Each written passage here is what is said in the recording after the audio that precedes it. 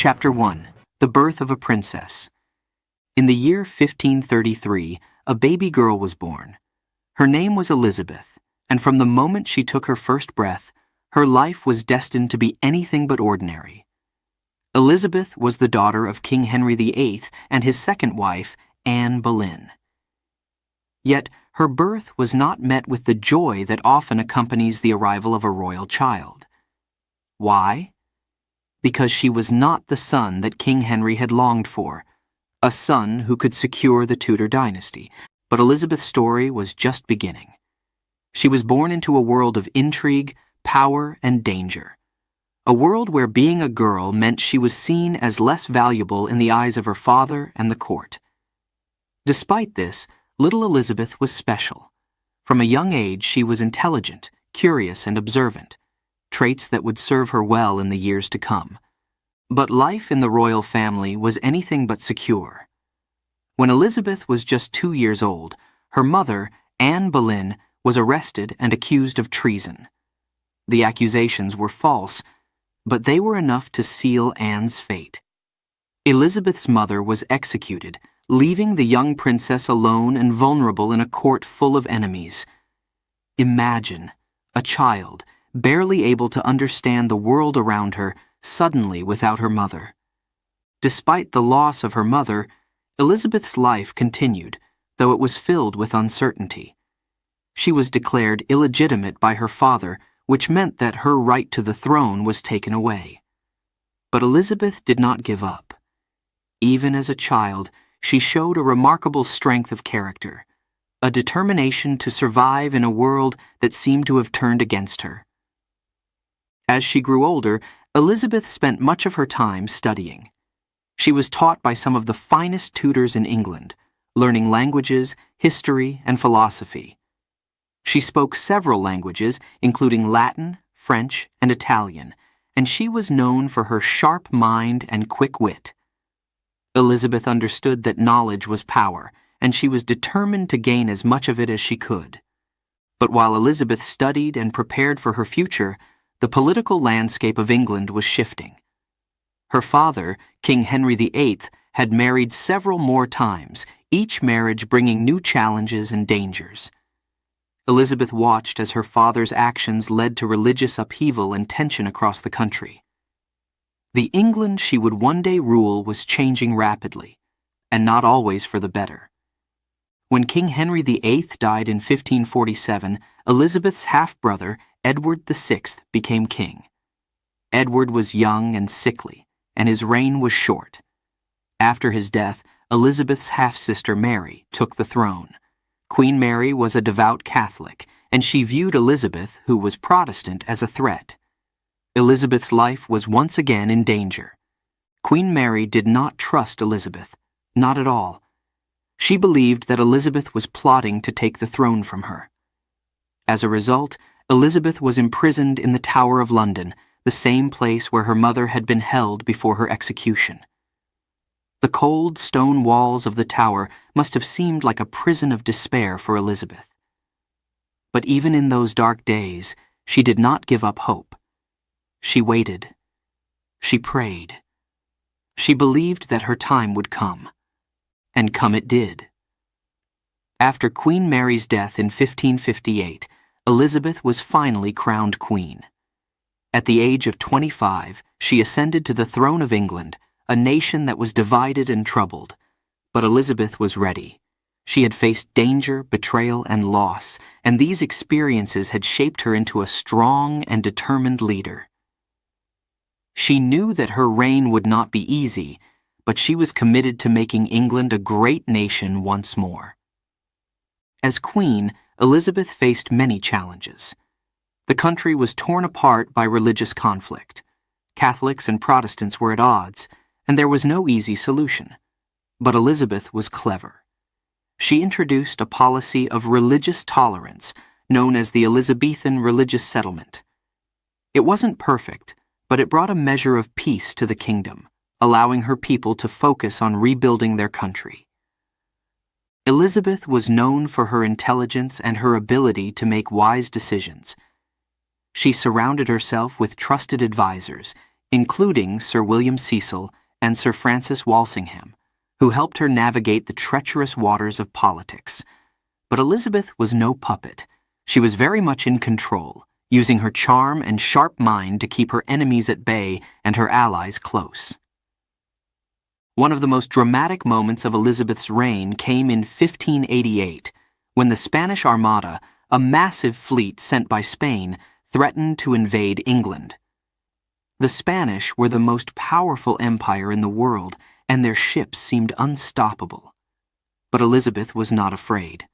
She donned armor and rode out to address her troops, delivering a speech that would go down in history. "I have the body of a weak and feeble woman," she declared, "but I have the heart and stomach of a king." Her words inspired her soldiers, and against all odds the English navy defeated the Spanish Armada. It was a moment of great triumph for Elizabeth and her people. The defeat of the Spanish Armada marked the beginning of what is known as the Golden Age of England. Under Elizabeth's rule, the arts flourished.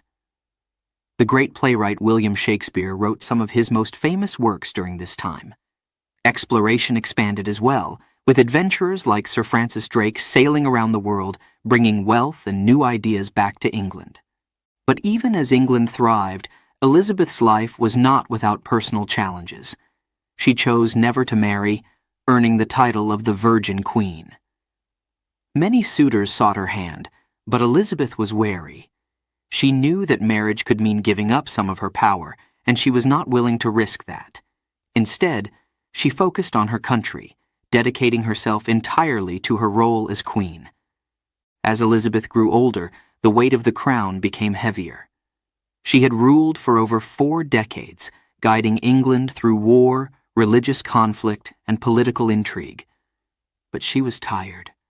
The bright, golden-haired queen who had once captivated the world was now frail and weary. Yet she continued to rule with the same determination that had marked her entire life.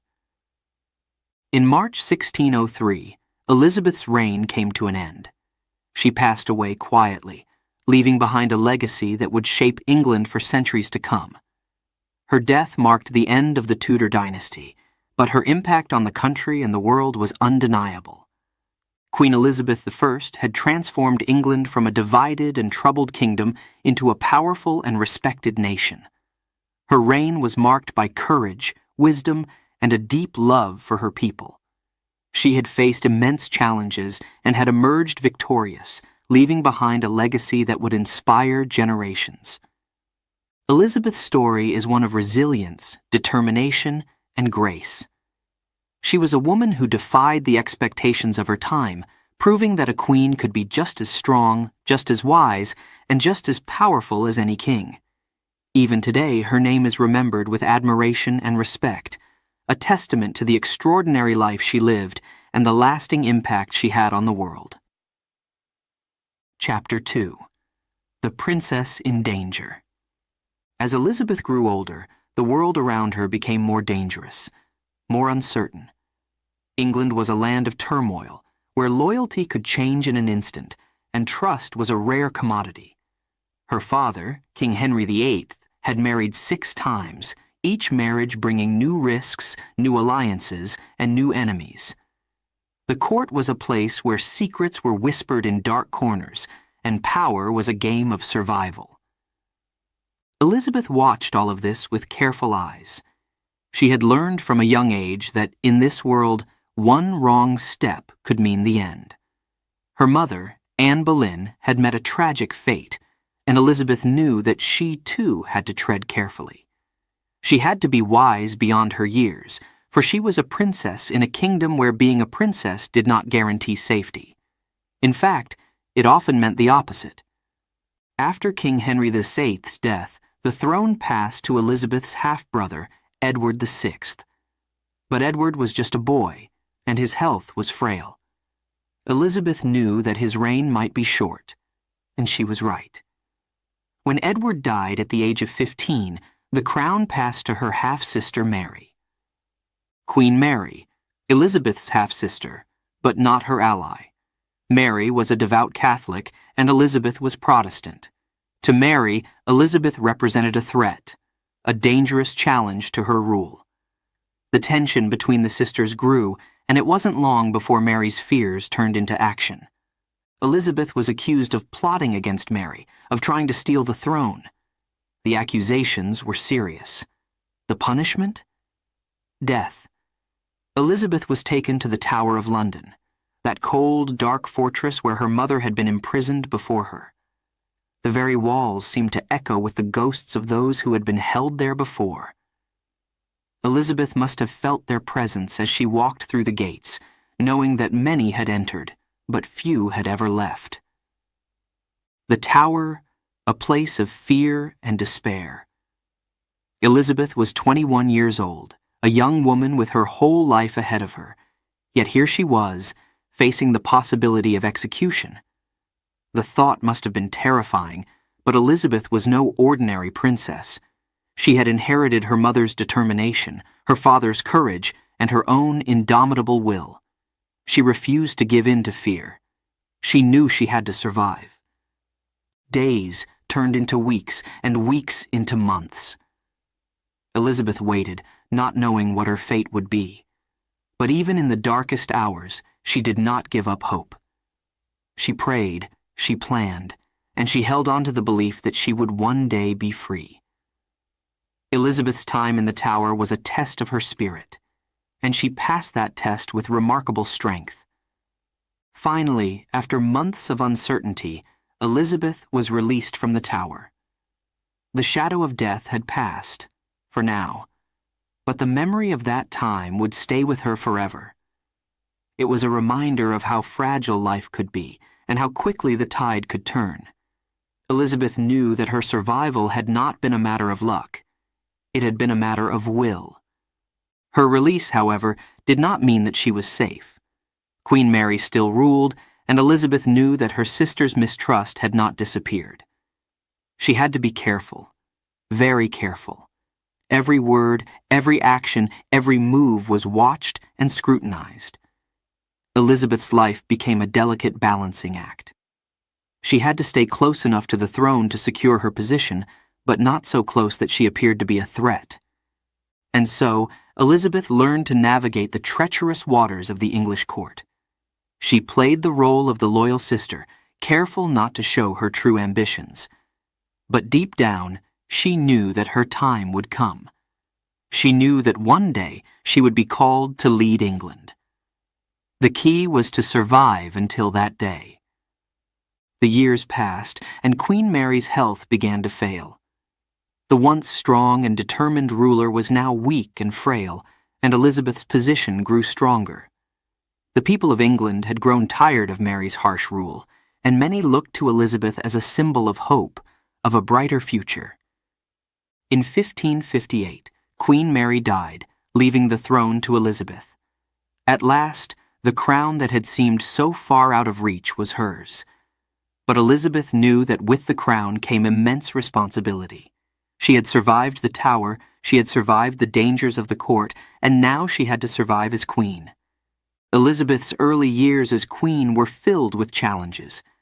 England was a divided nation, torn apart by religious conflict and political unrest. The people were weary of war, weary of bloodshed, and weary of the uncertainty that had plagued the country for so long. Elizabeth knew that her first task as queen was to bring stability, to heal the wounds that had been inflicted during her sister's reign. She began by addressing the religious divide that had caused so much strife. Elizabeth understood that she could not please everyone, but she also knew that compromise was essential. She introduced the Elizabethan Religious Settlement, a series of laws that established a middle ground between Catholics and Protestants. It wasn't a perfect solution, but it was a step toward peace, a step toward unity. But Elizabeth's challenges were far from over. As a female ruler in a male-dominated world, she faced constant pressure to marry. Her advisors urged her to choose a husband who could strengthen her position, who could provide an heir to secure the future of the Tudor dynasty. But Elizabeth was not ready to share her power. She had seen too many women lose their authority, their independence, once they married. Elizabeth chose instead to remain single, declaring that she was married to her country and her people. This decision, bold and unconventional, earned Elizabeth the title of the Virgin Queen. It was a title that carried both respect and suspicion. Some saw it as a symbol of her dedication to England, while others viewed it as a weakness, a sign that she was alone and vulnerable. But Elizabeth knew better. She understood that by remaining unmarried, she could maintain control. She could rule without interference. Elizabeth's reign was marked by a careful balance of power and diplomacy. She surrounded herself with trusted advisors, but she never let them forget who was in charge. She used her charm, her intelligence, and her knowledge of court politics to navigate the many challenges that came her way. Whether dealing with foreign powers, religious leaders, or her own people, Elizabeth always kept the upper hand. Yet, despite her strength and determination, Elizabeth never forgot the lessons she had learned during her time in the Tower. She knew that the line between power and danger was thin, and that her position could be threatened at any moment. Elizabeth ruled with caution, but also with a deep sense of purpose. She understood that her survival and the survival of her country depended on her ability to adapt, to outmaneuver her enemies, and to keep the people's support. Elizabeth's life had been one of constant danger, from her early years as a princess to her time as queen. But she had faced every challenge with courage and resilience. She had turned her struggles into strengths, her fears into determination, and as she looked out over her kingdom, she knew that she had earned her place on the throne. She had earned the right to lead. The princess who had once been imprisoned in the Tower was now a queen who had survived against all odds, who had risen above the dangers that had threatened to destroy her. Elizabeth's journey was far from over, but she was ready to face whatever challenges lay ahead with the same strength and resolve that had carried her through her darkest days. Chapter 3. The Unexpected Queen. In the year 1558, a momentous event changed the course of English history. Queen Mary, often remembered as Bloody Mary for her harsh persecution of Protestants, had died. And with her death, the throne of England passed to her half-sister Elizabeth. At just 25 years old, Elizabeth became queen. A queen the people had longed for, a queen who would bring hope to a troubled nation. The coronation of Elizabeth, this was a spectacle of grandeur and joy. The people of England, weary of religious strife and political instability, welcomed their new queen with open arms. They cheered, they celebrated, and they believed that Elizabeth would be the one to lead them into a new era. And they were right. Elizabeth's journey to the throne had been anything but easy. She had faced imprisonment, suspicion, and the constant threat of death. But now, she wore the crown, and with it came immense power and immense responsibility. Elizabeth knew that her reign would not be simple. She was a young woman in a man's world, surrounded by enemies both at home and abroad. But she also knew that she was ready to rule, ready to bring peace and prosperity to her people. From the very beginning of her reign, Elizabeth made it clear that she would be a different kind of ruler. She was intelligent, cautious, and above all, determined to avoid the mistakes of the past. She had seen how religious conflict had torn England apart under her sister's rule, and she was resolved to bring an end to the bloodshed. But how? Elizabeth's answer was the Elizabethan religious settlement, a compromise that sought to bring peace between Catholics and Protestants. She understood that forcing one religion upon her people would only lead to more division, more hatred. Instead, she created a Church of England that blended elements of both faiths. It was not a perfect solution, but it was a wise one, and it brought a measure of stability to a country that had been torn apart by religious wars. But Elizabeth's challenges were not limited to religion. Across the English Channel in Europe, powerful enemies were watching, and waiting.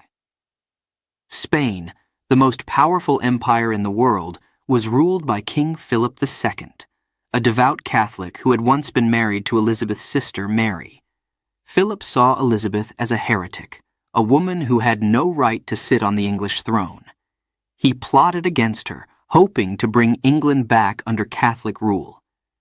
Elizabeth knew that Spain was a threat, but she also knew that she had to be careful. England was not ready for war. Instead of confronting Philip directly, Elizabeth used her intelligence and charm to navigate the dangerous world of European politics. She formed alliances, played suitors against each other, and kept her enemies guessing. Elizabeth's court became a place of intrigue, where diplomacy and strategy were as important as swords and armies. But Elizabeth was not only a queen of diplomacy, she was also a queen of the people. She understood that a ruler's strength came not just from armies and wealth, but from the love and loyalty of her subjects. Elizabeth made it a point to be seen by her people. She traveled across England, visiting towns and villages, listening to the concerns of her subjects. She knew their struggles, their hopes, their fears, and in return, they adored her. They called her Good Queen Bess, a name that reflected the affection they felt for their queen. Yet, even as she earned the love of her people, Elizabeth knew that her position was always at risk. There were plots against her life, conspiracies that sought to remove her from the throne. One of the most dangerous came from her own cousin Mary, Queen of Scots. Mary believed that she was the rightful Queen of England, and she had the support of powerful allies in Europe. For years, Mary schemed to take Elizabeth's crown, and for years Elizabeth resisted. She imprisoned Mary, but she hesitated to take the final step, to order her execution. The decision weighed heavily on Elizabeth. She was not a queen who took the lives of others lightly. But she also knew that as long as Mary lived, England would never be safe. Finally, after much deliberation, Elizabeth signed the order for Mary's execution. It was one of the most difficult decisions of her reign, a decision that haunted her for the rest of her life. But it was a decision that she believed was necessary to protect her kingdom. The execution of Mary, Queen of Scots, sent shockwaves through Europe. King Philip of Spain, enraged by the death of a Catholic queen, decided that the time had come to invade England. He assembled a massive fleet, the Spanish Armada, and set sail for England's shores. It was the greatest threat Elizabeth had faced, and the fate of her kingdom hung in the balance. But Elizabeth was not afraid. As the Spanish ships approached, she rode out to meet her troops, delivering a speech that would go down in history. "I know I have the body of a weak and feeble woman," she declared, "but I have the heart and stomach of a king, and of a king of England too." Her words inspired her soldiers, and when the time came, they fought with all their might. The English Navy, aided by a storm that became known as the Protestant Wind, defeated the Spanish Armada. It was a stunning victory. Elizabeth had not only saved her country from invasion, but she had also secured her place as one of the greatest monarchs in English history. The defeat of the Armada marked the beginning of England's rise as a global power, a rise that would continue for centuries. Elizabeth's reign became known as the Elizabethan Age, a time of exploration, art, and culture. Under her rule, England flourished. Explorers like Sir Francis Drake and Sir Walter Raleigh sailed across the world, bringing back riches and knowledge. Writers like William Shakespeare and Christopher Marlowe penned plays that would become timeless classics. The arts thrived, and England's influence spread far and wide. But even as her country prospered, Elizabeth remained unmarried. She had many suitors, princes, and kings who sought her hand in marriage, but she refused them all. Elizabeth understood that marriage could mean giving up some of her power, and she was not willing to take that risk. She declared that she was married to her country, and her people respected her for it. They saw her as a symbol of independence, of strength, a queen who needed no king. As the years passed, Elizabeth grew older, but she never lost her spirit. She continued to rule with wisdom and courage, guiding her country through peace and war, through prosperity and hardship. She had transformed England from a divided and vulnerable nation into a powerful and respected kingdom. But as her reign neared its end, Elizabeth knew that she was leaving behind a legacy that would last forever. On March 24, 1603, Elizabeth I passed away, bringing an end to the Tudor dynasty. Her death marked the close of an era, but her impact on England and the world was undeniable. She had ruled for 45 years, and in that time she had changed the course of history. Elizabeth I was not just a queen. She was a legend, a ruler whose name would be remembered for centuries to come. The unexpected queen, who had faced enemies at every turn, who had navigated the treacherous waters of politics and war, had left an indelible mark on the world. Her reign was one of triumph and tragedy, of wisdom and courage, of peace and glory. Elizabeth had made England great, and her legacy would continue to inspire generations long after she was gone. Chapter 4. The Virgin Queen. Elizabeth I, a queen like no other. She ruled with wisdom, courage, and a fierce independence that set her apart from the monarchs who had come before her. But there was one decision that would define her reign, a choice that would earn her a name remembered throughout history. She chose never to marry. In the grand courts of Europe, marriage was not just a personal union. It was a tool of power, a means to forge alliances and secure the future of a dynasty. Suitors from every corner of the continent sought Elizabeth's hand. Princes, kings, and noblemen, all eager to claim her as their bride. They came bearing gifts, promises of wealth and power, offers of protection and loyalty. But Elizabeth, she turned them all away. Why? The question lingered in the minds of many. Was there a secret love? A heart too broken to trust again? Or perhaps a love so great for her country that no man could ever compare? The truth was, Elizabeth had seen too much. She had witnessed the dangers that came with marriage, the loss of power, the potential for betrayal. She knew that as a queen, her first duty was to her people, and she could not risk that duty for the sake of a husband. Elizabeth's decision was not an easy one. The pressure to marry was immense. Her advisors, her council, even her people, all urged her to take a husband. They feared for the future of the Tudor dynasty. Without an heir, the line could die with Elizabeth, but she stood firm. She declared that she was married to England. And so the legend of the Virgin Queen was born.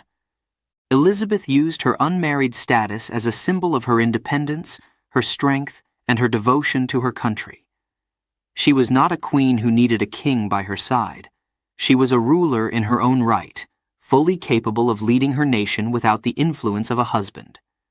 Her choice to remain single became a powerful statement, one that resonated with her people and solidified her authority. But the decision to stay unmarried was not just about power. It was also about strategy. Elizabeth understood the delicate balance of power in Europe, and she used her single status to her advantage. By keeping suitors guessing, by never fully committing to any one alliance, she kept the other European powers in check. They could never be sure who might gain England's favor. And this uncertainty was a powerful tool in the hands of the Queen. For Elizabeth, being the Virgin Queen was more than just a title. It was a carefully crafted image. She cultivated an aura of mystery, of unattainable beauty and wisdom. She became a symbol, a living embodiment of her country's strength and resilience. Her portraits, which showed her draped in jewels and fine gowns, often depicted her with symbols of purity and power, like a crescent moon or a serpent. These images were not just art. They were political tools designed to reinforce her image as a queen who was beyond the reach of any man. Elizabeth's court was filled with intrigue, with suitors who tried to win her favor, with advisers who whispered in her ear. But through it all, Elizabeth remained in control. She was a master of the political game, using flirtation and charm to keep potential rivals off balance. But she never let it go too far. She never let any man believe that he could control her or her kingdom. Yet, being the Virgin Queen was not without its challenges. Elizabeth faced criticism and doubt. Some believed that a woman could not rule effectively on her own, that without a husband she would be vulnerable to manipulation and failure. But Elizabeth proved them all wrong. She ruled with a firm hand, making decisions that strengthened her nation and secured her legacy. One of the most significant moments of Elizabeth's reign came when she faced the threat of the Spanish Armada.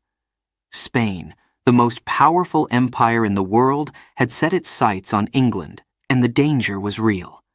Many believed that a female ruler would falter in the face of such a threat. But Elizabeth rose to the challenge. As the Spanish ships approached, Elizabeth donned armor and rode out to address her troops. Standing before them, she spoke with passion and conviction. "I know I have the body of a weak and feeble woman," she declared, "but I have the heart and stomach of a king, and of a king of England too." Her words ignited a fire in her soldiers, and when the battle came, the English navy triumphed. The defeat of the Spanish Armada was a defining moment in Elizabeth's reign. It proved once and for all that she was not just a queen, but a ruler of unmatched strength and determination. But even in victory, Elizabeth's life was not without sorrow. The choice to remain unmarried meant that she was often alone. She had no husband to confide in, no children to comfort her in her old age. As she grew older, the weight of her decisions became heavier. She watched as those she loved, her closest friends and advisers, passed away. The court, once filled with laughter and music, became a place of silence and shadows. Elizabeth's decision to stay single also meant that she had no direct heir. As her reign drew to a close, the question of succession loomed large. Who would take the throne after her? Would England descend into chaos once again? Elizabeth knew that she could not control what would happen after her death, but she took comfort in knowing that she had done all she could to secure her nation's future. In the final years of her life, Elizabeth's health began to decline. The vibrant, golden-haired queen who had once captivated the world was now frail and weary, but her spirit remained unbroken.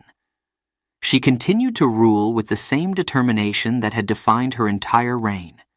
She had made England a great nation, and she was determined to see it thrive, even as her own strength faded.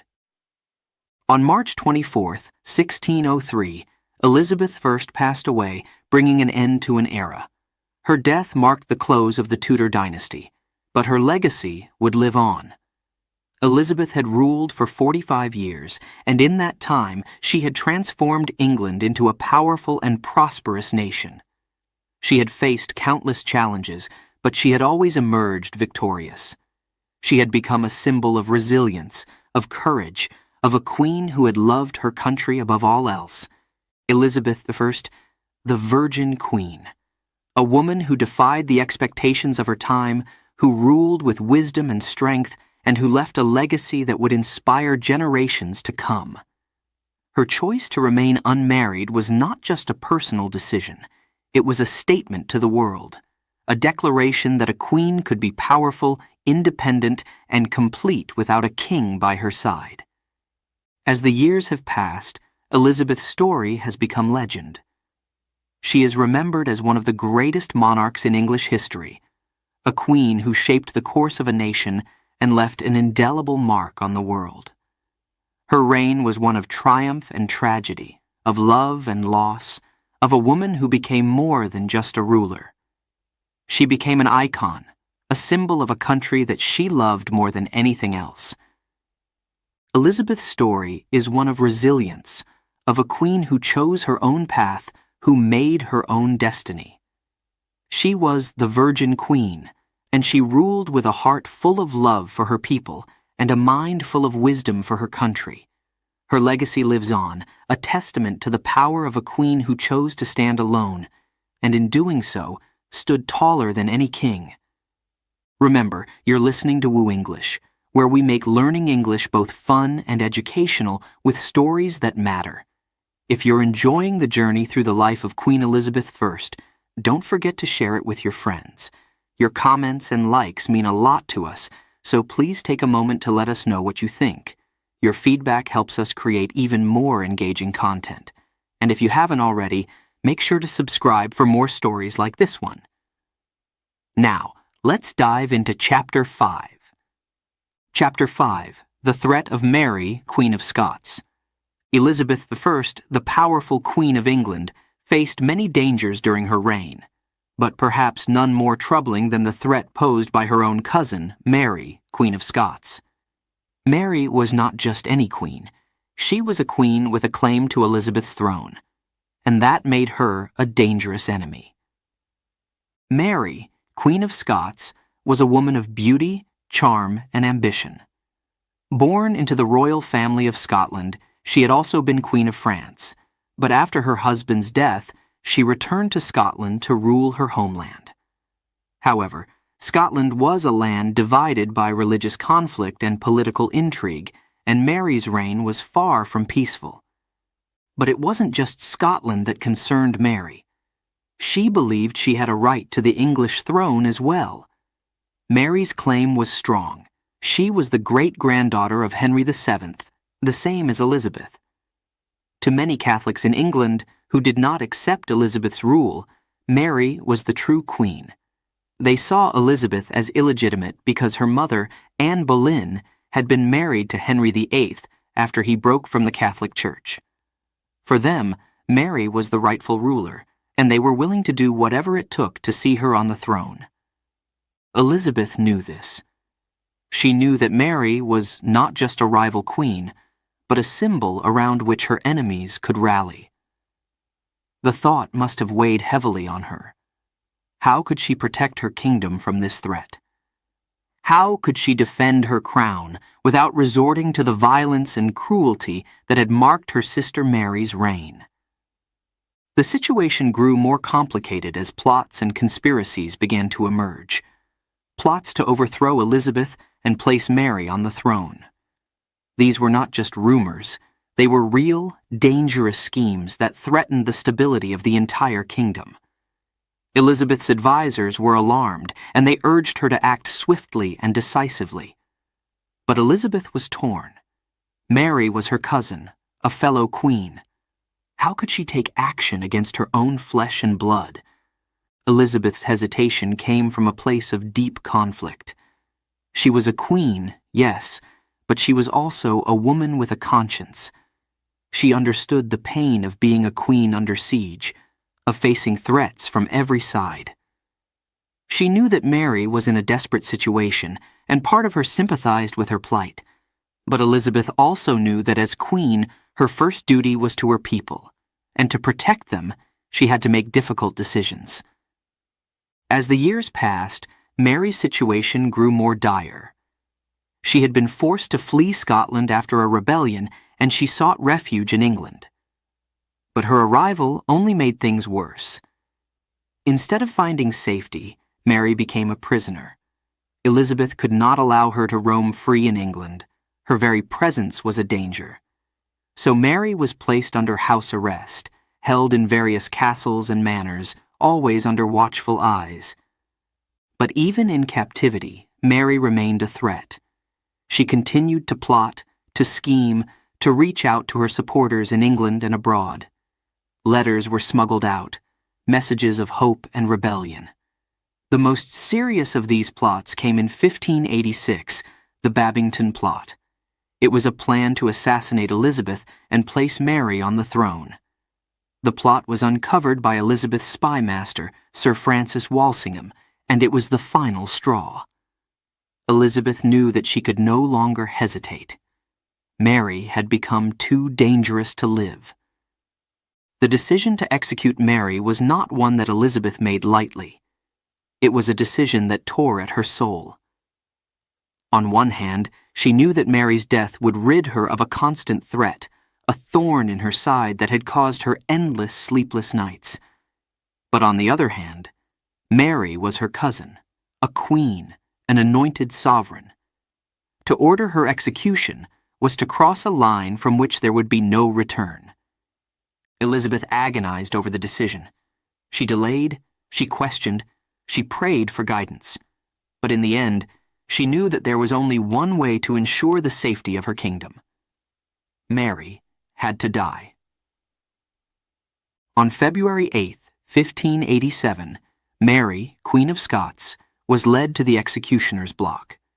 Dressed in a gown of deep crimson, symbolizing martyrdom, she faced her death with courage. As she knelt, she whispered prayers for her son, for her people, and even for Elizabeth, the queen who had condemned her.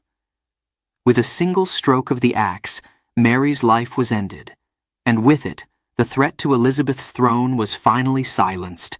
But the execution of Mary, Queen of Scots, left a dark stain on Elizabeth's reign. It was a day of sorrow, not triumph. Elizabeth herself was filled with regret. She had signed the death warrant, but when the news of Mary's execution reached her, she was said to have been overcome with grief and anger. Whether at herself or at those who carried out the order, no one could say for sure. She lamented the loss of her cousin, the loss of a queen who, in another life, might have been her friend. The impact of Mary's death rippled across Europe. In Catholic countries, Mary was seen as a martyr, a queen who had died for her faith. Her execution further strained relations between England and Spain, leading to even greater tensions. And for Elizabeth, the decision haunted her for the rest of her life. It was a reminder of the harsh realities of power, the painful choices that a ruler must sometimes make. Yet, despite the sorrow and the regret, Elizabeth knew that she had done what was necessary. Her kingdom was safe, for now. The conspiracies had been crushed, and England could look forward to a future without the shadow of Mary, Queen of Scots, hanging over it. Elizabeth continued to rule with the wisdom and strength that had defined her reign. She faced new challenges, new threats, but she never forgot the lessons learned from her struggle with Mary. She had protected her throne, but at a great cost, a cost that only she could truly understand. The story of Elizabeth and Mary is one of rivalry, of politics, of two queens caught in the web of history. It is a story of difficult decisions, of the burden of power, and of the lengths to which a ruler must go to protect her kingdom. Elizabeth I emerged from this chapter of her reign stronger, but also more aware of the heavy responsibilities that came with the crown. As the years passed, Elizabeth's legacy grew. She became known not just as a queen, but as a symbol of resilience, of leadership, and of a ruler who, despite the challenges, had guided her country through one of the most turbulent periods in its history.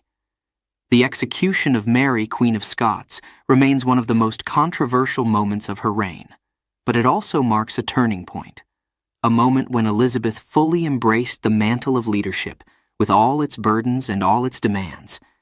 And so, the tale of Elizabeth and Mary, two queens bound by blood but divided by fate, became a defining chapter in the history of England, a chapter that would be remembered for generations to come.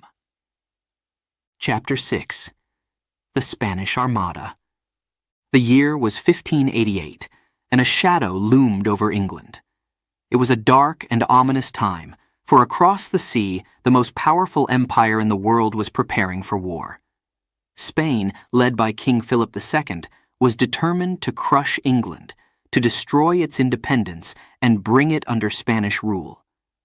And so, the Spanish Armada was born, a massive fleet of ships armed to the teeth, ready to invade and conquer. The news of the Armada's approach sent waves of fear through England. The sky seemed darker, the air heavier, as if the very heavens knew of the danger that was coming. The hearts of the English people trembled with uncertainty. Could they possibly stand against such a force? Spain was rich, powerful, and had the strongest navy in the world. The thought of invasion was terrifying. What would become of England if the Armada succeeded? But there was one person who refused to be cowed by fear: Queen Elizabeth I. She knew the stakes were high. The survival of her kingdom, everything she had worked for, everything she had fought to protect, was on the line. But Elizabeth was not just a queen. She was a warrior in spirit, and she would not let her people face this threat alone. As the Armada drew closer, Elizabeth made a bold decision. She would address her troops in person. She would stand before them, not as a distant ruler, but as a leader ready to share in their struggle. And so, dressed in shining armor, she rode out to meet her soldiers at Tilbury, where they were preparing to defend their homeland. The sight of their queen dressed for battle must have been both shocking and inspiring. Here was Elizabeth, not a frail woman, but a figure of strength and determination. She was ready to fight alongside her people, to defend her kingdom with every ounce of her being. The moment was electric, filled with tension, with hope, with resolve. As she stood before her troops, Elizabeth spoke with a voice that echoed with courage and defiance. "My loving people," she began, her words ringing clear and strong, "we have been persuaded by some that are careful of our safety to take heed how we commit ourselves to armed multitudes, for fear of treachery. But I assure you, I do not desire to live to distrust my faithful and loving people." Then, in one of the most famous declarations of her reign, she continued, "I know I have the body of a weak and feeble woman, but I have the heart and stomach of a king, and of a king of England too." Her words sent a wave of pride through the assembled troops. Their queen was not afraid. She stood with them, ready to face the greatest threat England had ever known. The moment was unforgettable. It was a declaration of strength, of unity, of the indomitable spirit that would come to define Elizabeth's reign. She made it clear that she would fight for her people, for her country, and that she would rather die than see England fall to the Spanish. As the Armada approached the English Channel, the tension reached its peak. The Spanish ships were vast, heavily armed, and seemingly unstoppable. But Elizabeth's navy was ready. Smaller, faster ships, commanded by experienced sailors like Sir Francis Drake, were prepared to defend their homeland. The two fleets clashed in a series of fierce battles, the sound of cannon fire echoing across the waves. But it wasn't just the skill of the English sailors that turned the tide. It was nature itself that intervened. A powerful storm swept across the channel, scattering the Spanish ships, breaking their formations, and driving them into dangerous waters. The storm, later known as the Protestant Wind, seemed like a divine intervention, a sign that the heavens were on England's side. The English navy seized the opportunity, attacking the disorganized Spanish fleet with ferocity. Ship after ship was damaged, destroyed, or driven away. The once mighty Armada was no longer invincible. It was being beaten back, pushed away from England's shores. The tide of battle had turned, and with it, the fate of the entire nation. By the time the storm cleared, the Spanish Armada was in ruins. The few ships that survived limped back to Spain, their mission a complete failure. The invasion had been thwarted, the threat had been vanquished, and England was safe. The victory over the Spanish Armada was more than just a military triumph. It was a moment of profound national pride. Elizabeth's name became legendary, not just in England, but across the world. She was the queen who had saved her nation from destruction, the ruler who had defied the greatest empire on earth and won. Her leadership, her courage, and her determination had brought England through its darkest hour. The defeat of the Armada marked the beginning of a new era for England. It was a turning point that signaled the rise of England as a major power on the global stage. The country's navy, which had played such a crucial role in the victory, became one of the most powerful in the world. And with that power came exploration, trade, and the spread of English influence across the globe. Elizabeth's victory also had a profound impact on the morale and identity of the English people. It solidified her position as a beloved and revered monarch, a queen who had shown that she was not just a ruler, but a true leader. The people of England saw in Elizabeth a reflection of their own strength and resilience. She was their protector, their inspiration, their good Queen Bess. But Elizabeth, despite the triumph, did not let the victory go to her head.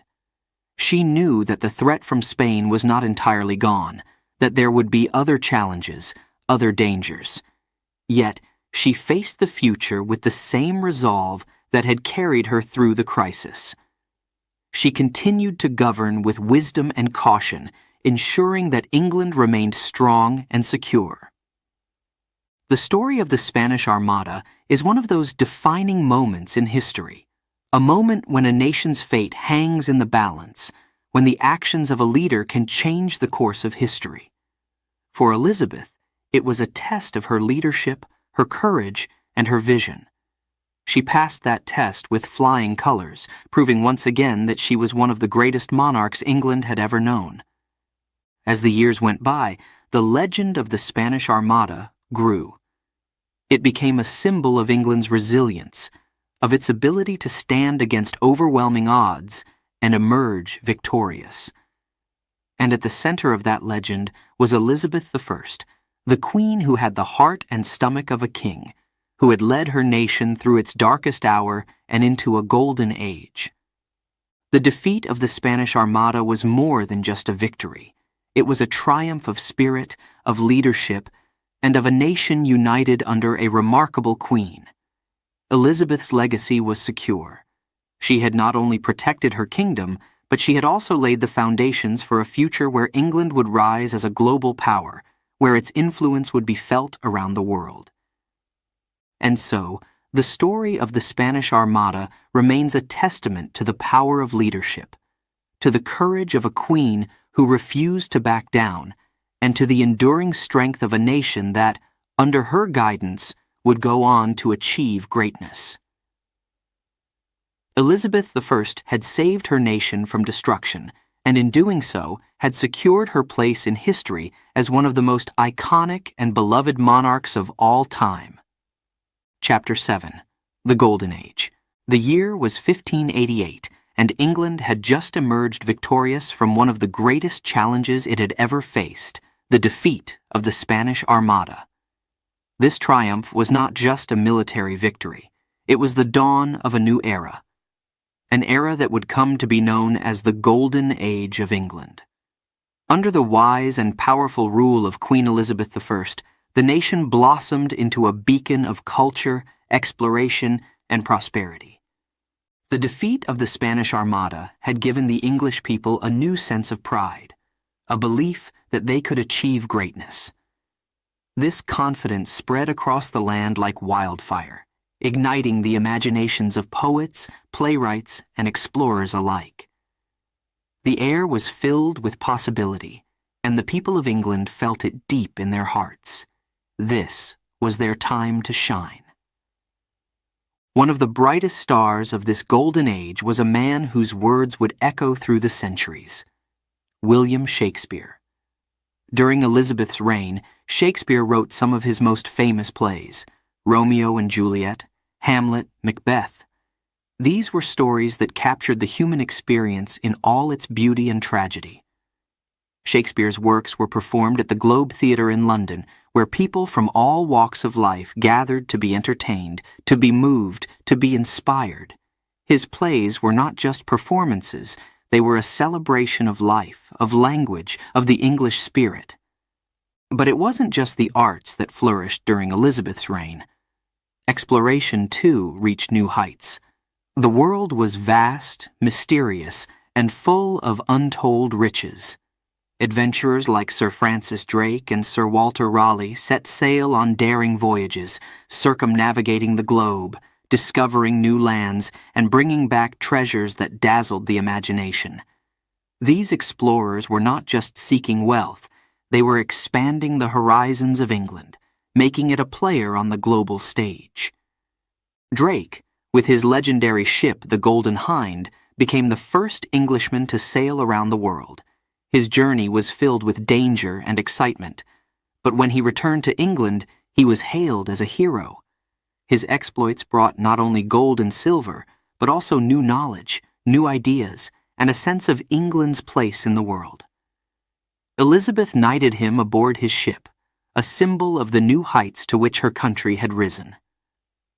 Trade, too, flourished during this time. The English merchants were busy, their ships laden with goods from distant lands.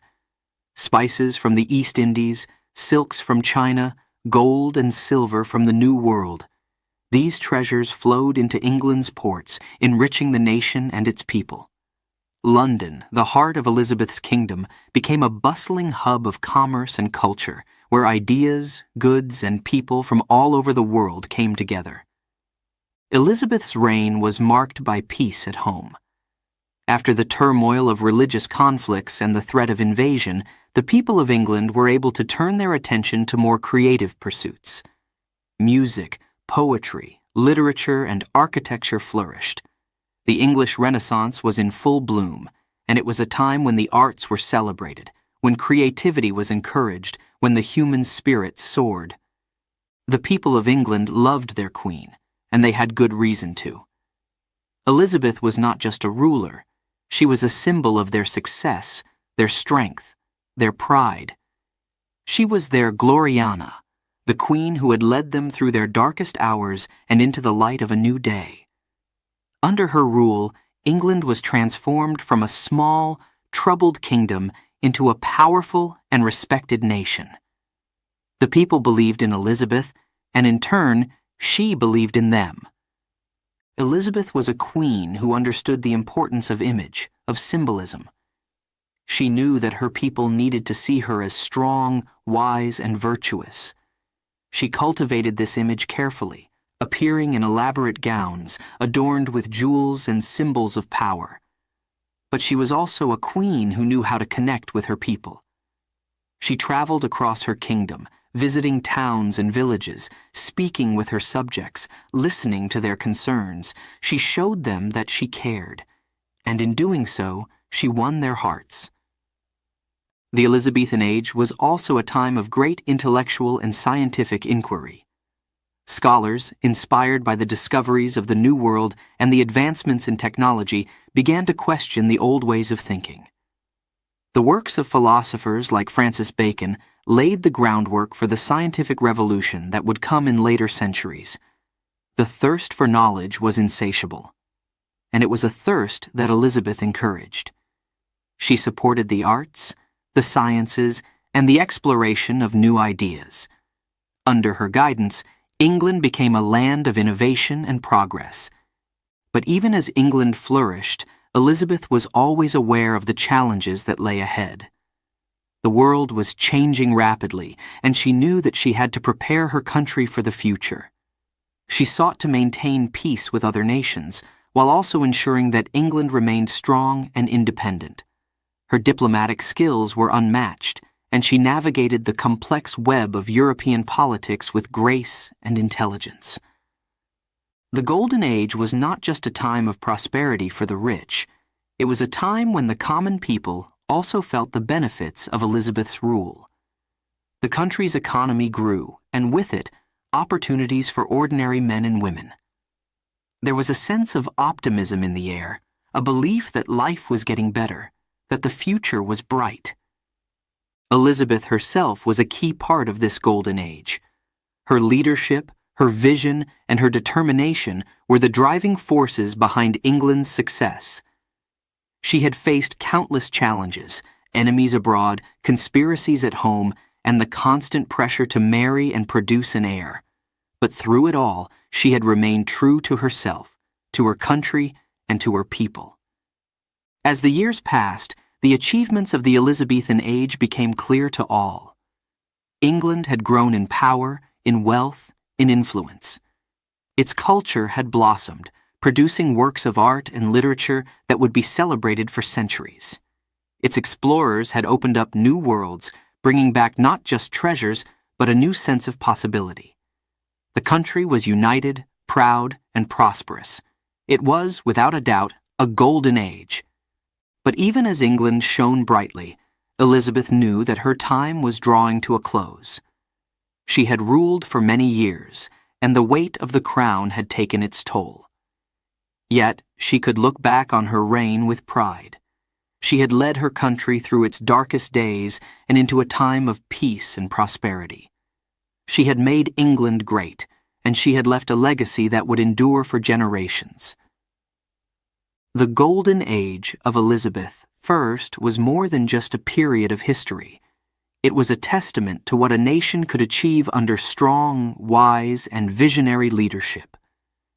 It was a time when England found its place in the world, when its people discovered their potential, when the arts, exploration, and trade flourished like never before. And at the heart of it all was Elizabeth, the queen who had the heart and stomach of a king, who had guided her people with courage and wisdom, and who had left an indelible mark on the world. As the sun set on Elizabeth's reign, England was forever changed. The Golden Age had brought a new sense of identity, of purpose, of greatness, and though Elizabeth's time on the throne would eventually end, the impact of her reign would be felt for centuries to come. The world would remember this era as the time when England, under the rule of a remarkable queen, truly shone. Chapter 8. The People's Queen. Elizabeth I, a queen like no other. She was not just a ruler who sat on a throne, far removed from the lives of her subjects. No, Elizabeth was something much more than that. She was a queen who understood the power of connection, of being close to her people. She was, in every sense of the word, the people's queen. Elizabeth knew that to truly rule, she had to earn the love and loyalty of her subjects. She couldn't simply demand it, she had to inspire it. And so, she set out to do just that. Elizabeth traveled across England, from bustling cities to quiet villages, making herself known to her people. She did not remain hidden behind the walls of a palace. Instead, she chose to be seen, to be heard, to be felt. Imagine the excitement in a small village when news spread that the Queen herself was coming. The streets would be cleaned, houses adorned with flowers, and the villagers would gather in anticipation. And then, there she was, Queen Elizabeth, in all her glory, riding through the streets with a smile on her face. The people would cheer, their hearts swelling with pride. Their queen was here, in their midst, sharing their world. Elizabeth had a remarkable ability to connect with her people. She would stop to speak with them, asking about their lives, their troubles, their joys. She was not aloof or distant. No, she was warm, engaging, and full of wit. When she spoke, it was as if she understood the heart of every person she met. She could make a farmer feel like his work was the most important in the world, or a merchant feel that his trade was vital to the kingdom. And in truth, it was. Elizabeth knew that every person in her kingdom mattered, and she made sure they knew it too. But it wasn't just her presence that won the hearts of the people. It was her intelligence, her wisdom, and her genuine concern for their well-being. Elizabeth was a queen who listened, really listened. She paid attention to the concerns of her subjects and worked to address them. Whether it was a matter of local governance or the price of bread, Elizabeth took it seriously. She understood that the strength of her reign depended on the happiness and prosperity of her people. One of the ways Elizabeth endeared herself to the people was through her famous progresses, royal tours where she would travel through different parts of the country, staying in the homes of her nobles and mingling with the common folk. These progresses were more than just ceremonial. They were a way for Elizabeth to show her people that she cared about them, that she was interested in their lives. She would visit marketplaces, churches, and even cottages, making sure that she understood the realities of life in her kingdom. During these progresses, Elizabeth's wit and charm were on full display. She loved to engage in conversation, often surprising those around her with her quick humor and sharp mind. She could turn a simple greeting into a memorable exchange, leaving people laughing or deep in thought. But more than that, she made her subjects feel seen, valued, and respected. This was the essence of her connection with her people. They felt that she truly cared. Elizabeth's presence in these towns and villages wasn't just about winning hearts. It was about maintaining peace and stability. By showing herself to the people, she was reminding them of her power and her protection. She was their queen, yes, but she was also their protector, their guide. She reassured them that under her reign, they were safe, they were valued, and they were part of something greater. The people, in turn, gave Elizabeth a special place in their hearts. They called her Good Queen Bess, a name that reflected the deep affection they had for her. This nickname wasn't just about her kindness. It was about her fairness, her wisdom, and her strength. Elizabeth was not just a figurehead. She was a ruler who truly cared about her people, and they loved her for it. Elizabeth's relationship with her people was also a key part of her strategy as a ruler. She understood that a queen needed the support of her subjects to maintain power. Without their loyalty, her reign could be threatened by uprisings or conspiracies. By keeping close to her people, by ensuring they felt connected to her, Elizabeth secured their support and strengthened her rule. But it was more than just strategy. Elizabeth genuinely enjoyed being with her people. She took pleasure in their company, in hearing their stories, in sharing their joys and their sorrows. She was a queen who knew that her kingdom was more than just land and wealth. It was made up of people with real lives, and she valued them deeply. Elizabeth's ability to connect with her people was perhaps best demonstrated during times of crisis. When the Spanish Armada threatened England, the people looked to Elizabeth for guidance and reassurance, and she did not disappoint. Her famous speech at Tilbury, where she declared, "I have the heart and stomach of a king," wasn't just about rallying the troops. It was about showing her people that she was with them, that she was one of them, fighting for their safety and their future. This connection between Elizabeth and her people created a bond that was unbreakable. The people of England felt a deep loyalty to their queen, a loyalty that was rooted in love and respect. They trusted her to lead them, to protect them, and to guide them through the challenges of the time. And Elizabeth, in turn, trusted her people. She believed in them, in their strength, in their resilience, in their ability to rise to any challenge. As Elizabeth grew older, the bond between her and her people only deepened. She had ruled for many years, and the country had changed and grown under her leadership. But one thing remained constant: the love that her people had for her. They saw in Elizabeth not just a queen, but a mother of the nation, a figure who had guided them through the good times and the bad, who had always been there for them. In her final years, Elizabeth's presence became even more symbolic. She had become an icon, a representation of everything that was great about England. The people knew that her time would eventually come to an end, but they also knew that the legacy she left behind would endure. She had given them peace, prosperity, and a sense of pride in their nation. She had shown them what it meant to be English. When Elizabeth passed away in 1603, the country mourned deeply. But even in their sorrow, there was a sense of gratitude. Gratitude for the queen who had loved them, who had led them, who had been there for them through thick and thin.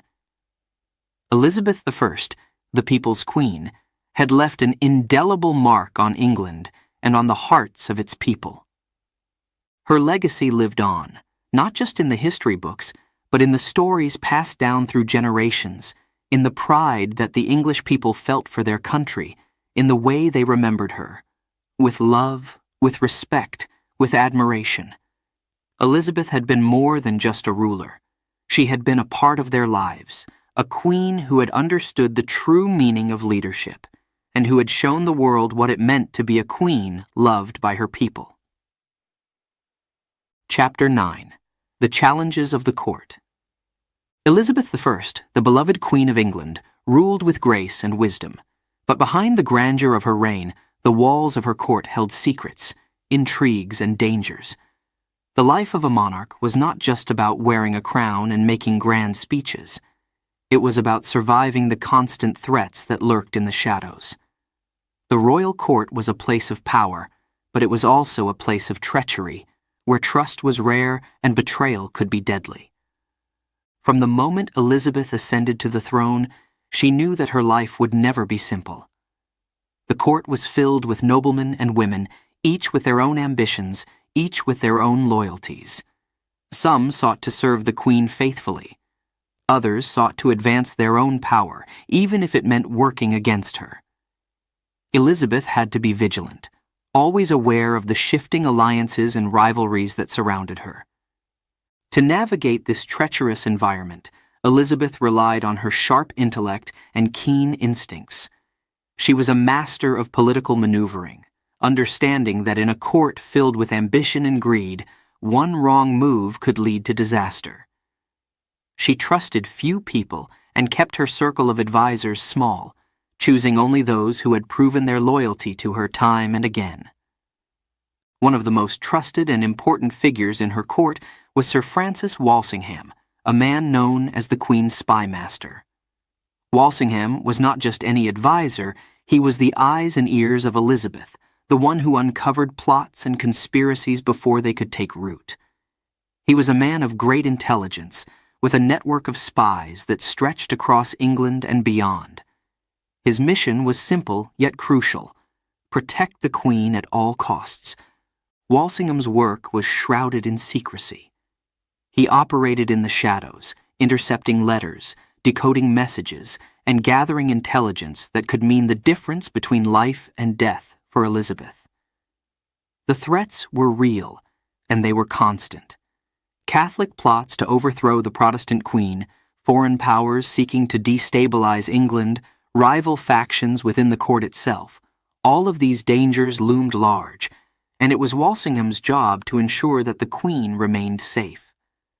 One of the most famous and dangerous plots that Walsingham uncovered was the Babington Plot, a conspiracy to assassinate Elizabeth and place her cousin Mary, Queen of Scots, on the English throne. It was a plot that could have changed the course of history, but thanks to Walsingham's skill and vigilance, it was thwarted before it could be carried out. The discovery of this plot led to Mary's execution, a decision that weighed heavily on Elizabeth, but one that she knew was necessary to secure her reign. But even with Walsingham's protection, Elizabeth's life was never free from danger. The court was a place where whispers could turn into accusations, where a simple glance could be misinterpreted as a threat. Elizabeth had to be constantly on guard, watching not just her enemies, but also her friends. She understood that power could corrupt, that even those closest to her might be tempted to betray her if the opportunity arose. Elizabeth's ability to read people was one of her greatest strengths. She had an uncanny knack for understanding the motivations of those around her, for seeing through the flattery and falsehoods that often filled the court. She knew when to reward loyalty, when to show kindness, and when to be ruthless. It was this balance of wisdom and caution that allowed her to maintain control over her court, even in the face of constant challenges. The Queen's patience was another key to her success. Elizabeth knew that in the game of politics, timing was everything. She was willing to wait, to bide her time, to let her enemies reveal themselves before making her move. This patience often frustrated those who sought quick decisions or immediate action. but it was a trait that served Elizabeth well throughout her reign. She understood that a hasty decision could lead to disaster, while a well-considered one could secure her position for years to come. But the constant vigilance took its toll. The weight of the crown was heavy, and the pressures of ruling a kingdom were immense. Elizabeth was often lonely, isolated by her position and the responsibilities that came with it. She had to remain strong, to project an image of confidence and control, even when she felt the strain of the endless intrigue and danger that surrounded her. Yet, despite the challenges, Elizabeth never wavered in her commitment to her people and her country. She knew that the stability of England depended on her ability to navigate the treacherous waters of the court, and she was determined to do so with wisdom and grace. Her dedication to her role as queen was unwavering, and she was willing to make the difficult decisions necessary to protect her realm. Throughout her reign, Elizabeth faced numerous conspiracies and threats, but she emerged victorious each time. Her court may have been filled with intrigue and betrayal, but Elizabeth's leadership ensured that these challenges were met with strength and resolve.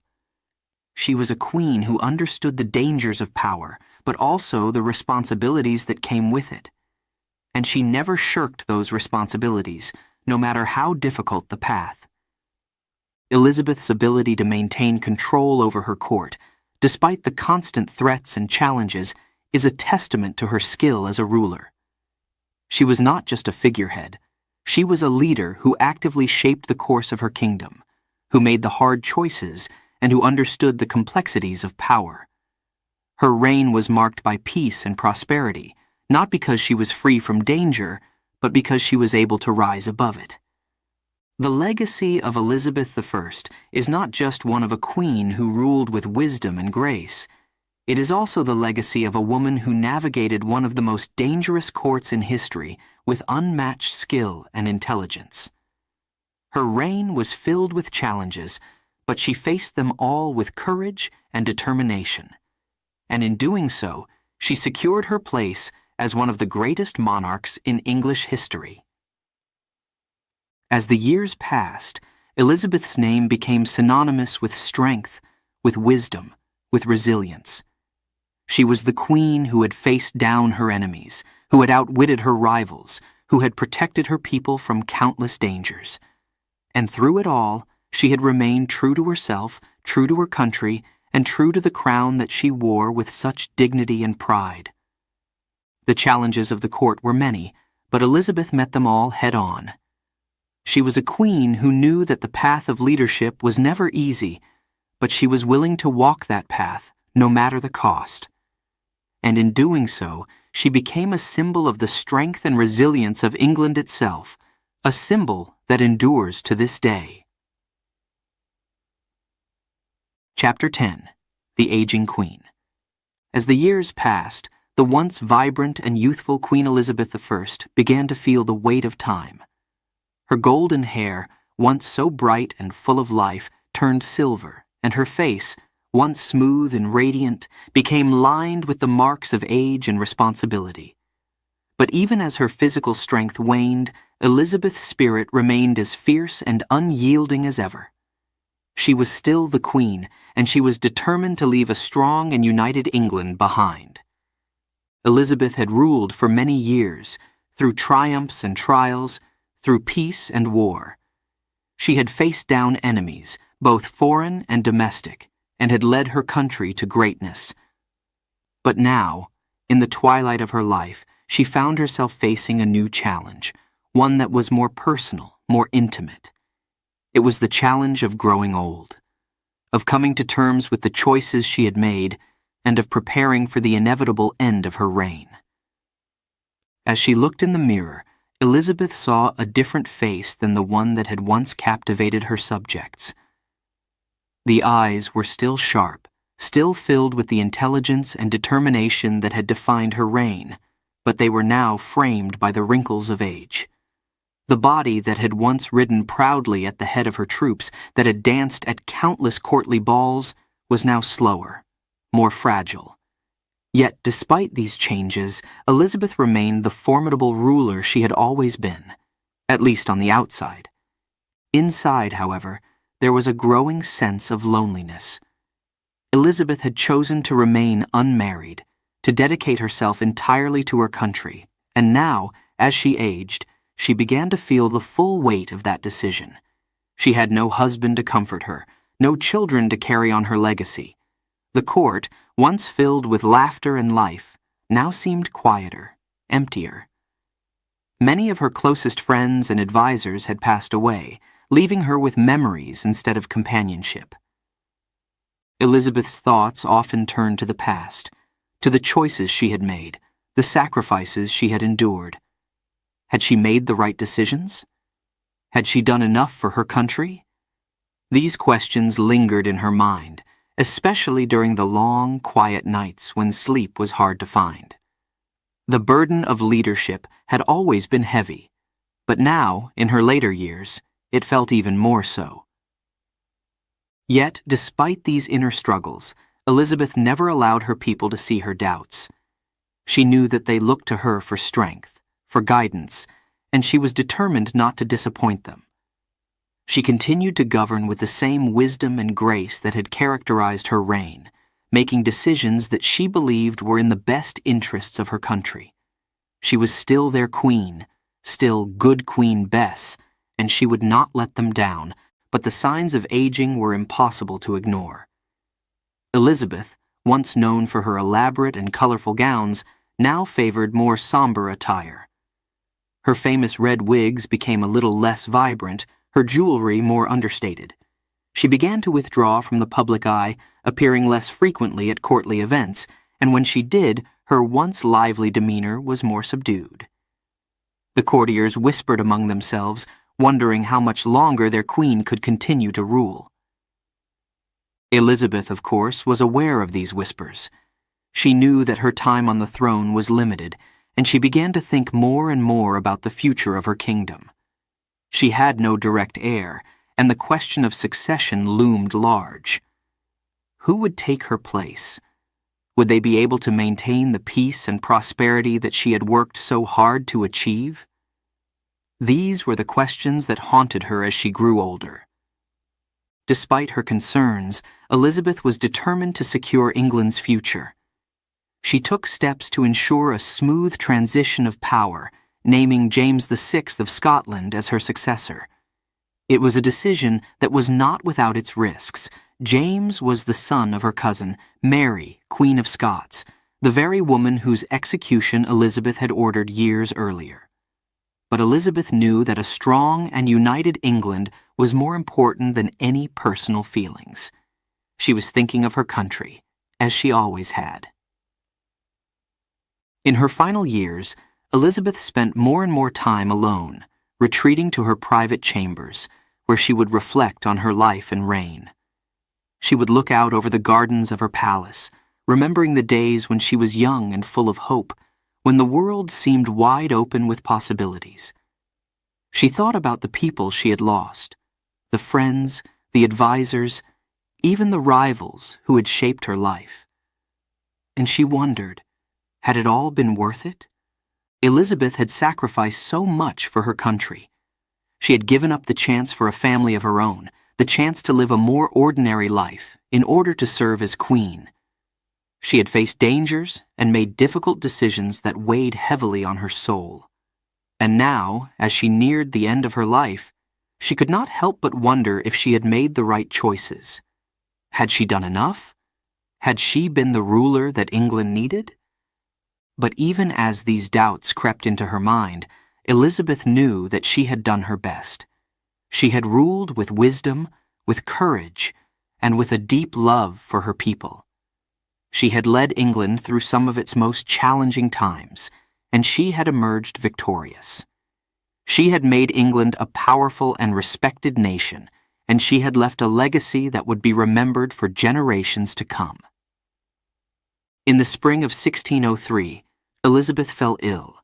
Her strength, which had carried her through so many trials, began to fail her. She knew that her time was near, and she prepared herself for the end. She was calm, accepting of her fate. She had lived a long and full life, and now it was time to pass the crown to another. On March 24, 1603, Elizabeth I passed away, leaving behind a kingdom that was strong, united, and at peace. The people of England mourned the loss of their beloved queen, but they also celebrated the incredible legacy she had left behind. Elizabeth had been more than just a ruler. She had been a symbol of England's strength, resilience, and greatness. As the sun set on her reign, Elizabeth's name became legend.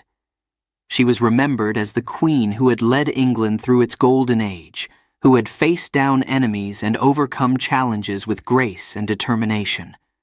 She was remembered as a woman who had given everything for her country, who had ruled with wisdom and love. And even in her final days, Elizabeth's spirit remained unbroken, a testament to the strength and courage that had defined her life.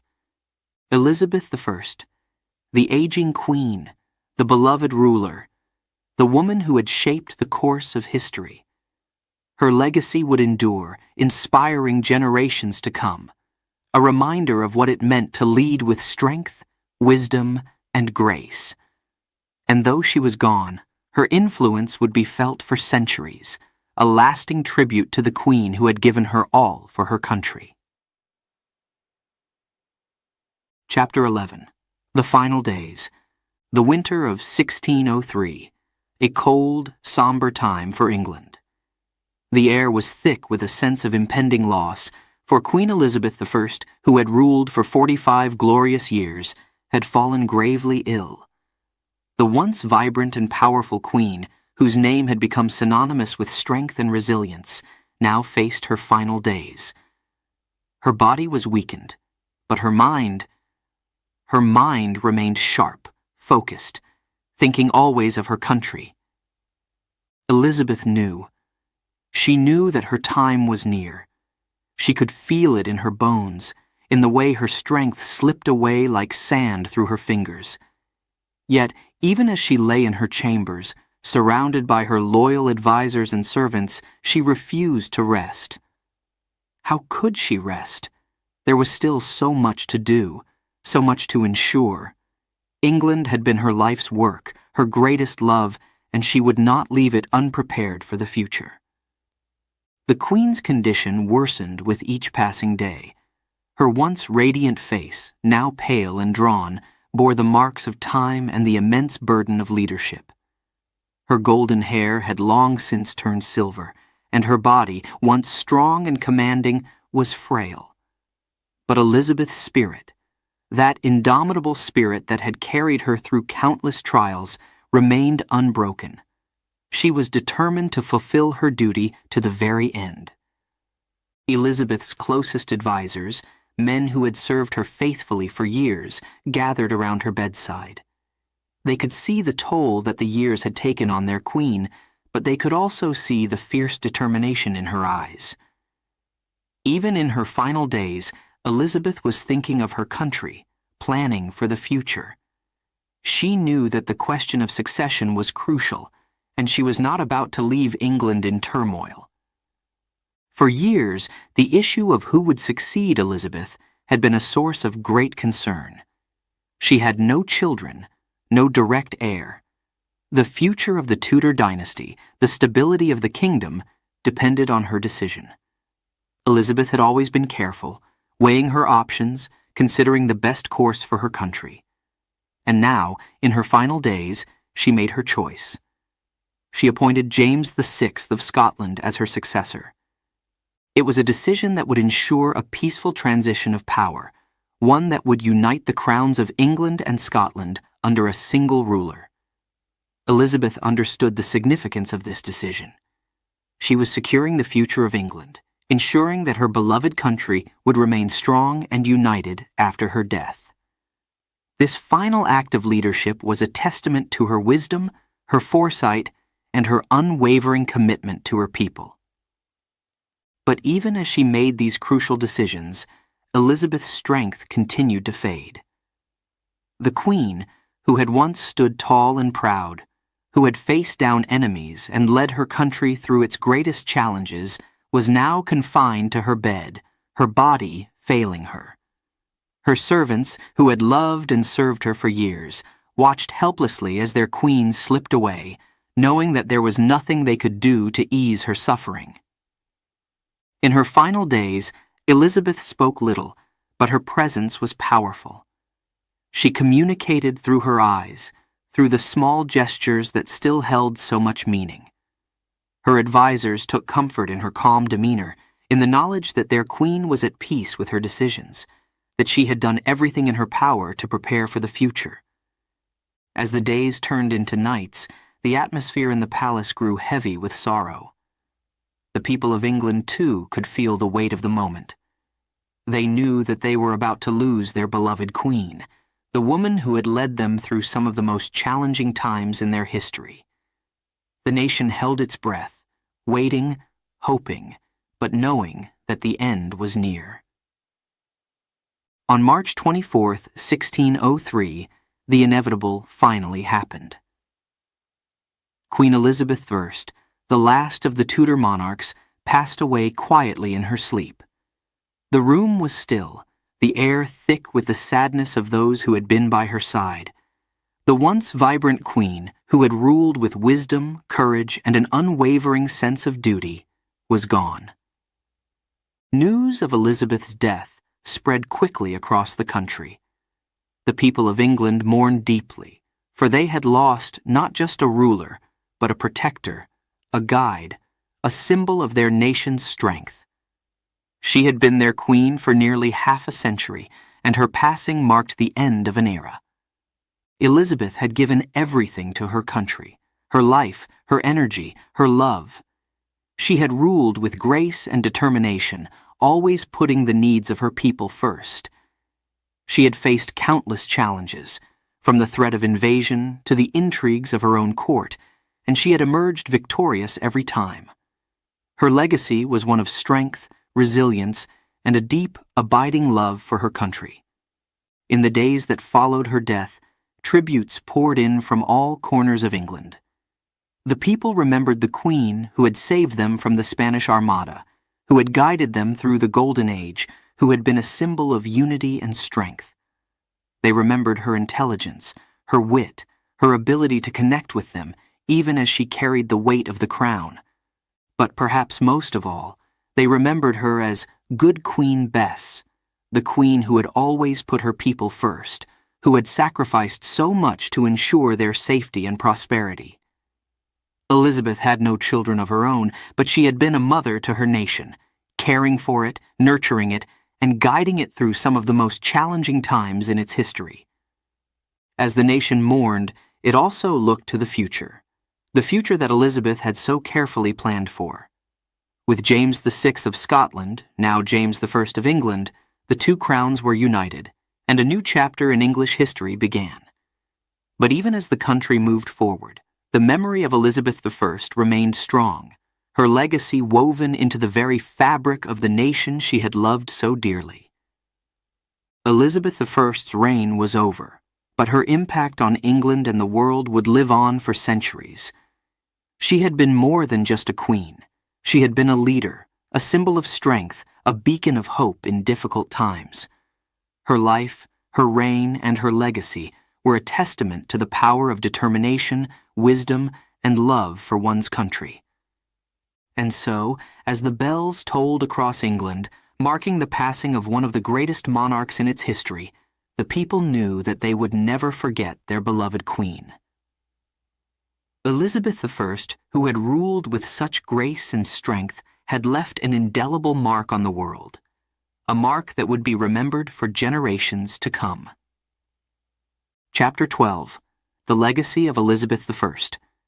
Elizabeth I, a name that echoes through the corridors of history. Her reign is remembered as one of the greatest in English history, a time when the country transformed from a troubled, divided land into a powerful and united kingdom. Elizabeth's rule was marked by the flourishing of the arts, the expansion of exploration, and the growth of national pride and prosperity. But beyond these achievements, it was Elizabeth's character, her wisdom, courage, and compassion that left the most lasting impression on the world. From the moment she ascended to the throne, Elizabeth faced immense challenges. Challenges that would have broken a lesser ruler. England was a nation in turmoil, torn apart by religious conflict and political uncertainty. But Elizabeth was different. She understood that to bring peace and stability to her kingdom, she needed to be a ruler who could inspire trust and loyalty, not just from her subjects, but from those who sought to challenge her authority. Elizabeth's reign was a delicate balancing act. She had to navigate the treacherous waters of politics with skill and caution, keeping her enemies at bay while ensuring that her people felt secure under her rule. She introduced the Elizabethan religious settlement, a series of laws that sought to bring peace between Catholics and Protestants. It wasn't a perfect solution, but it was a wise one, and it brought a measure of stability to a country that had been on the brink of tearing itself apart. But Elizabeth's legacy goes far beyond politics. She was a queen who understood the power of the arts, of culture, of ideas. Under her rule, the English Renaissance reached its peak. Theaters thrived, and poets, playwrights, and musicians flourished. William Shakespeare, perhaps the greatest writer in the English language, wrote many of his masterpieces during Elizabeth's reign. His works captured the complexities of the human condition, the joys and sorrows of life, and the majesty of the English language itself. The influence of Elizabeth's reign extended beyond the arts. The age of exploration blossomed under her watchful eye. Adventurers like Sir Francis Drake and Sir Walter Raleigh set out to discover new lands, bringing back not only riches but also new knowledge and perspectives. These voyages of discovery expanded England's influence across the globe, laying the foundations for the British Empire. Elizabeth supported these endeavors, understanding that exploration would strengthen her nation and secure its place on the world stage. Elizabeth's leadership also had a profound impact on the national identity of England. She became a symbol of resilience, a queen who had the heart and stomach of a king, as she famously declared. Her image was carefully crafted to project strength, wisdom, and a deep connection with her people. She was not just a ruler, she was good Queen Bess, a mother to her nation, loved and revered by her subjects. Yet, despite her public persona, Elizabeth's life was not without personal sacrifice. She chose not to marry, dedicating herself entirely to her country. This decision, though it earned her the title of the Virgin Queen, also meant that she faced her challenges alone, without the comfort of a family.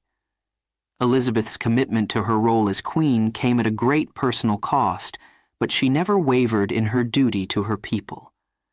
Her love for her country was deep and unwavering, and it was this love that guided her through the many trials she faced. Elizabeth's reign also marked the beginning of England's rise as a global power. The defeat of the Spanish Armada in 1588 was not just a military victory. It was a turning point that solidified England's position as a formidable force in Europe. Elizabeth's leadership during this crisis demonstrated her ability to inspire and lead her people through even the darkest of times. The victory over the Armada was a moment of national pride, a moment that defined her reign and left a lasting legacy. But perhaps what truly sets Elizabeth apart is her understanding of the importance of wisdom and compassion in leadership. She was a queen who listened to her advisors, who sought counsel but ultimately made her own decisions. She was patient, often waiting for the right moment to act, knowing that hasty decisions could lead to disaster. She was also compassionate, understanding the needs and concerns of her people, and working tirelessly to improve their lives. Elizabeth's reign was not without its challenges. Plots and conspiracies threatened her life, and the question of succession loomed large throughout her time on the throne. But through it all, Elizabeth remained steadfast, committed to her vision for England. Her legacy is one of strength, resilience, and grace, a legacy that continues to inspire and resonate with people around the world. Even today, Elizabeth I is celebrated as a symbol of leadership and determination. Her story is a reminder that one person with vision and courage can change the course of history. Elizabeth's reign transformed England, setting the stage for the nation's future as a global power. Her influence extended beyond her time, shaping the culture, politics, and identity of England for centuries to come. The legacy of Elizabeth I lives on, in the words of Shakespeare, in the tales of explorers, in the very fabric of English society. She is remembered not just as a queen, but as a leader who faced immense challenges with grace and determination, who inspired her people to greatness, and who left a mark on the world that will never fade. As the years have passed, Elizabeth's story has become a legend, a story of a queen who defied the odds, who ruled with wisdom and compassion, and who left a legacy that continues to inspire. Her life, her reign, and her impact on the world serve as a testament to the power of leadership, the importance of courage, and the enduring strength of a nation united under a remarkable queen. Elizabeth I, a name that will forever be etched in the annals of history. Her spirit lives on in the hearts of those who remember her remarkable life and reign, a spirit that continues to inspire generations to come. The legacy of Elizabeth thus is not just a chapter in history, it is a story of a queen who changed the world, a story that will be told for centuries, a story that reminds us all of the power of determination, vision, and grace.